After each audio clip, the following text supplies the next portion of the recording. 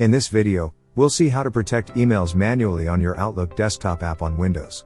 Let's get started. Compose your email.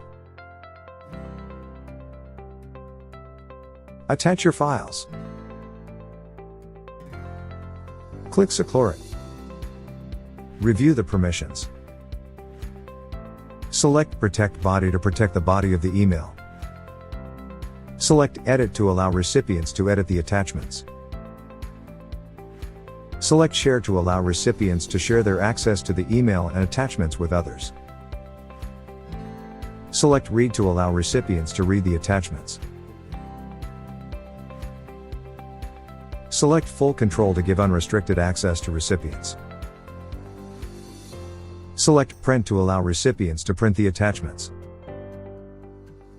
Select an expiry date if you want to remove access to the protected email and attachments after a certain date. Click Send. For more help, write to support@seclore.com.